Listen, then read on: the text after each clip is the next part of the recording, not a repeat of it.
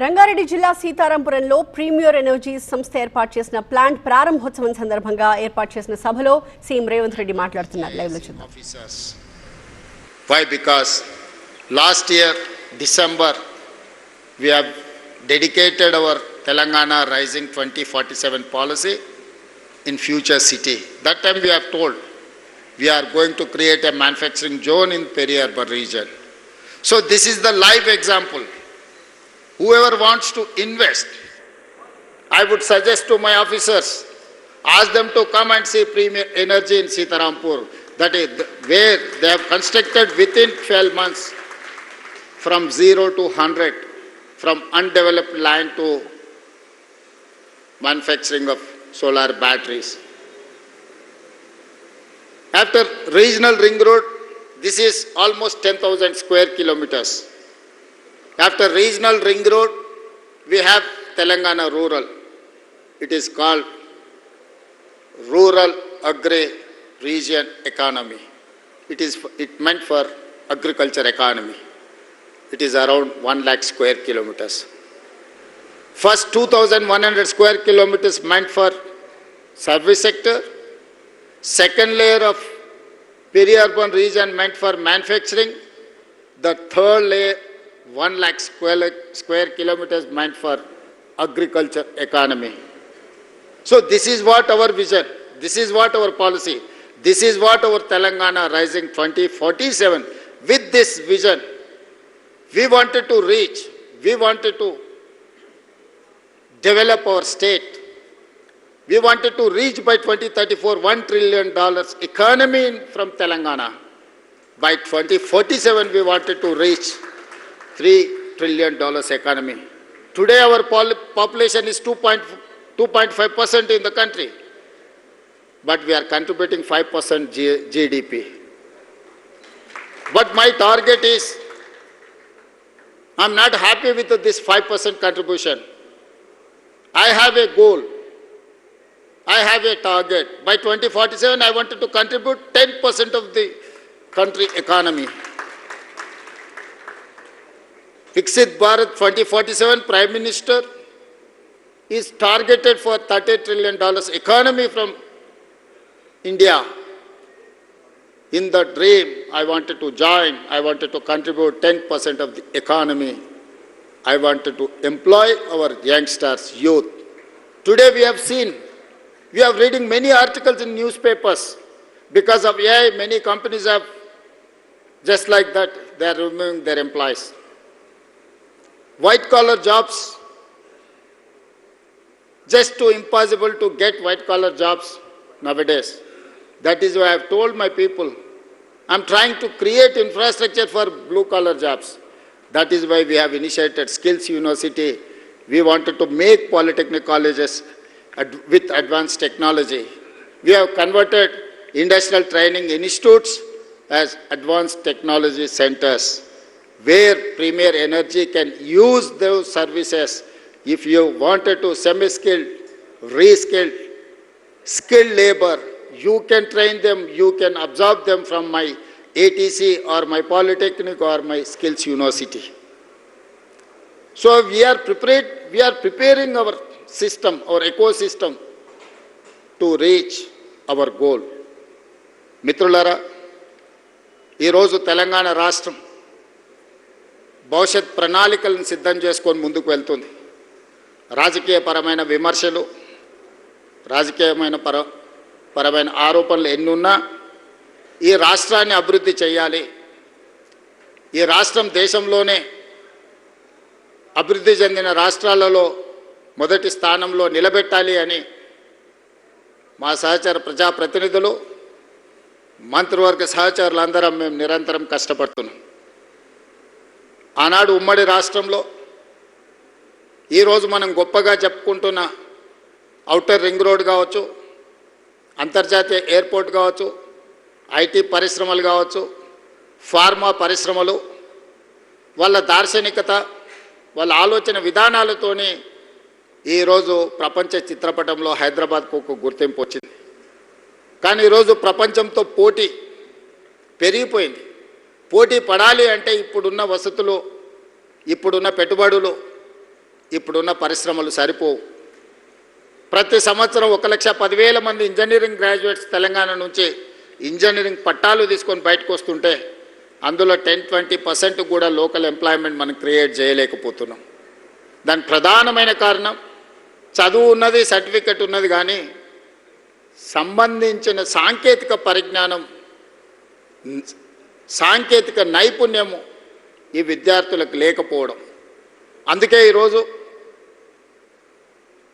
2047 నాటికి భారతదేశానికి స్వతంత్రం వచ్చి 100 సంవత్సరాల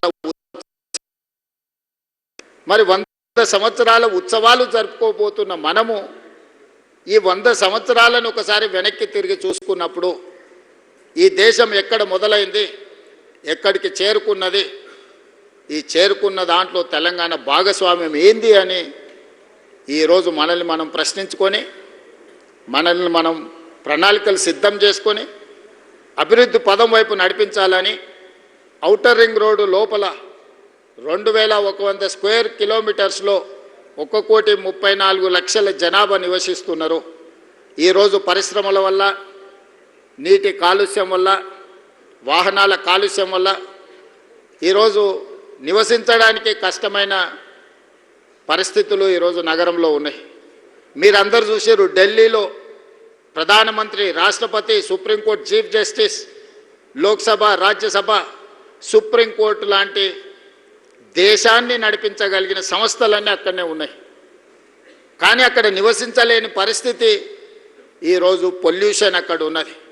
అక్కడున్న కాలుష్యం వల్ల పాఠశాలలకు సెలవులు ఉన్నాయి, పార్లమెంటుకు సెలవులు ఇస్తున్నారు, ప్రభుత్వ కార్యాలయాలు సెలవులు ఉన్నాయి, ప్రధానమంత్రులు, రాష్ట్రపతులు ఇతర రాష్ట్రాలపై నివసించే పరిస్థితి వచ్చింది. సరైన సమయంలో సరైన నిర్ణయం తీసుకోకపోవడం వల్ల దేశ రాజధాని ఢిల్లీలో నివసించలేని పరిస్థితులు ఈరోజు ఈ దేశంలో వచ్చినాయి. ఇది ఆందోళనకరమైన విషయం. నిన్న మొన్న మీరందరు టీవీలలో చూస్తున్నారు, ఎల్లినోతోని మన దగ్గర వర్షాలు రావడం లేదు. ముంబైలో అధిక వర్షాలు వచ్చి రోజుల కొద్దీ ఇంట్లో నుంచి జనాలు బయటకు వెళ్ళలేని పరిస్థితి. వర్షం పడితే నీళ్ళు ఎక్కడికి వెళ్ళాలో తెలియని పరిస్థితి ముంబైలో ఉండి ఈరోజు ముంబై అతలాకుతలమవుతున్నది. బెంగళూరు లాంటి నగరాలు ట్రాఫిక్ జామ్ తోటి ఎప్పుడు ఇంట్లో నుంచి వెళ్తే ఎప్పుడు ఎయిర్పోర్ట్కి చేరుకుంటారో, ఎయిర్పోర్ట్ నుంచి బయలుదేరితే ఇంటికి ఎప్పుడు చేరుకుంటారో తెలియని పరిస్థితి. చెన్నైలో కూడా అలాంటి పరిస్థితులే. మెట్రోపాలిటన్ సిటీస్లో ఈరోజు తీవ్రమైన సమస్యలను, సంక్షోభాన్ని ఎదుర్కొంటున్నాయి. ఈ నగరాల నుంచి పాఠం నేర్చుకోవాల్సిన బాధ్యత మన జంట నగరాలకు ఉంది. అందుకే ఈరోజు హైదరాబాద్ నగరంలో మెట్రో విస్తరణ కానీ, రేడియల్ రోడ్స్ కానీ, మూసీ ప్రక్షాళన కానీ, ఈరోజు పరిశ్రమలని సిటీ నుంచి తరలించి అక్కడ నివాసయోగ్యమైన పరిస్థితులు కల్పించి కాలుష్యాన్ని తగ్గించి, సురేంద్రపాల్ సింగ్ గారు ఇప్పుడే మనకు ఒక ప్రామిస్ చేసిండు. పొల్యూషన్ కంట్రోల్ చేయడానికి 100 సోలార్ ఎనర్జీతో తయారు చేసిన ఆక్సిజన్ పంపింగ్ చేసే వ్యవస్థని ఈరోజు మనకు హైదరాబాద్ నగరానికి డొనేట్ చేస్తామంటారు. ఒక పక్కన ఇది సంతోషకరమైన విషయమే, కానీ ఆర్టిఫిషియల్ ఆక్సిజన్ని మనం తయారు చేసుకునే పరిస్థితి వచ్చింది అని అంటే మనం ఎక్కడున్నామో మనం ఆలోచన చేయాల్సిన అవసరం ఉంది. ఇది ఆందోళనకరమైన విషయం. ప్రకృతిని విధ్వంసం చేయడం వల్ల, నీళ్లు నిలిచే చెరువులను, కుంటల్ని, నాలాలను మనం ఆక్రమించుకోవడం వల్ల, పచ్చగా ఉండే చెట్లను మనము నిర్దాక్షిణ్యంగా నరికేయడం వల్ల ఈరోజు హైదరాబాదు నగరం కాలుష్యానికి లోనవుతున్నది. దీన్ని నియంత్రించాల్సిన బాధ్యత ప్రభుత్వాల మీద ఉన్నది. ప్రజల సహకారం అంతకంటే ఎక్కువ అవసరం ఉన్నది. అదే సమయంలో లక్షలాది మంది నిరుద్యోగ యువకులు తెలంగాణలో ఉన్నారు. వాళ్ళకు ఉద్యోగ ఉపాధి అవకాశాలు కల్పించాలి అని అంటే పరిశ్రమలు రావాలి, పెట్టుబడులు పెట్టాలి. పరిశ్రమలు రావాలి, పెట్టుబడులు పెట్టాలి అని అంటే వాటికి అవసరమైన మౌలిక వసతులను ఏర్పాటు చేయాల్సిన బాధ్యత ప్రభుత్వం మీద ఉన్నది. అందుకే సీతారాంపూర్ ప్రజలు ముందుకొచ్చి 1500-1600 ఎకరాల భూమి ఇవ్వబట్టి ఈరోజు ఈ పరిశ్రమలన్నీ ఇక్కడికి తేగలిగినము. ఇవాళ ఈ పరిశ్రమలు వచ్చినాయి. తప్పకుండా ఆ గ్రామ ప్రజల్ని రాష్ట్ర ప్రభుత్వం గుర్తిస్తుంది. తొందరలోనే ఆ గ్రామంలో ఉండే 1100 పైగా ఉండే కుటుంబాలకు ఇంటి పట్టాలు ఇవ్వడమే కాకుండా అక్కడ వాళ్ళకి వ్యాపారం చేసుకోవడానికి వ్యాపార కేంద్రాలను కూడా ఏర్పాటు చేయాల్సిందిగా కలెక్టర్, టీజీఐసీ అధికారులకు నేను ఆదేశాలు ఇస్తున్నాను. రంగారెడ్డి జిల్లా రైతులు గొప్ప త్యాగం చేయడం వల్ల ఈరోజు ఔటర్ రింగ్ రోడ్ అయినా, అంతర్జాతీయ ఎయిర్పోర్ట్ అయినా, ఐటీ కంపెనీలైనా, ఫార్మా కంపెనీలైనా, ఈరోజు ప్రీమియర్ ఎనర్జీ లాంటి కంపెనీలు ఈరోజు రంగారెడ్డి జిల్లా రైతాంగం వాళ్ళ భూములను ఇవ్వడం వల్ల, వాళ్ళు పెద్ద మనసు చేసుకొని సహకరించడం వల్ల ఈరోజు ఈ అభివృద్ధి సాధ్యమైంది. రంగారెడ్డి జిల్లా ప్రజలకు అవసరమైన మౌలిక వసతులను ఏర్పాటు చేయాల్సిన బాధ్యత ఈ రాష్ట్ర ప్రభుత్వం మీద ఉన్నది. మా యాదయ్య గారు చేవెళ్ళ నియోజకవర్గం నుంచి చాలా పెద్ద చిట్టాన్ని చదివిండు. యాదయ్య గారు అడిగినా ఇవ్వాలంటే ఈ సంవత్సరం బడ్జెట్ ఆయన ఒక్కనికే ఇవ్వాల్సిన పరిస్థితి. యాదయ్య గారు అప్పుడప్పుడు చెప్తుంటారు, అత్యంత ధనికమైన శాసనసభ నియోజకవర్గం నాది, అత్యంత పేద శాసనసభ్యుని నేను అని చెప్తుంటాడు. అందుకే ఈరోజు తప్పకుండా చేవెళ్ళ శాసనసభ నియోజకవర్గ అభివృద్ధి కోసం రాష్ట్ర ప్రభుత్వం తరఫున ప్రత్యేకంగా నిధులు మంజూరు చేసి ఇక్కడ అవసరమైన రోడ్లు కానీ, తాగునీటి వసతులు కానీ, మున్సిపాలిటీలో ఇన్ఫ్రాస్ట్రక్చర్ డెవలప్మెంట్కి ప్రభుత్వం ప్రత్యేకంగా సహకరిస్తుంది. ఈరోజు రాష్ట్ర ప్రభుత్వం radial road 2, radial road 1 Kongara Kalan నుంచి ఆమన్గల్ వరకు ఆల్మోస్ట్ 52 కిలోమీటర్స్ పనులు వేగంగా జరుగుతున్నాయి. 100 మీటర్స్ బెడ్ విడ్త్ రోడ్డు. రెండవ రోడ్డు బుద్వేల్ నుంచి కొడంగల్ వరకు భూసేకరణ జరుగుతుంది. నేను రంగారెడ్డి జిల్లా కలెక్టర్ అండ్ వికారాబాద్ కలెక్టర్కి సూచన చేస్తున్న తక్షణమే ఆ రోడ్డుకు సంబంధించిన భూసేకరణ, భూమి వెళ్ళే రైతులకు, కోల్పోతున్న రైతులకు లిబరల్గా నష్టపరిహారం ఇచ్చి ఆ రోడ్డు తక్షణమే, ఈరోజు మనము జూలై 26లో ఉన్నాం. జూలై 28 వరకు బుద్వేల్ నుంచి డైరెక్ట్గా కొడంగల్ వరకు 100 మీటర్స్ రోడ్, ఆ రోడ్ వేస్తే సీతారాంపూర్ 36 కిలోమీటర్లు అవుతుంది ఎయిర్పోర్ట్ నుంచి ఇక్కడికి. ఒక అద్భుతమైన రోడ్డును, ఒక కనెక్టివిటీని వేయడం ద్వారా ఈ ప్రాంతంలో పెట్టుబడులు తీసుకొచ్చి ఈ ప్రాంత నిరుద్యోగ యువతకు ఉద్యోగ ఉపాధి అవకాశాలు కల్పించడానికి అవసరమైన పనులన్నీ చేయాలి. అందుకే ఈరోజు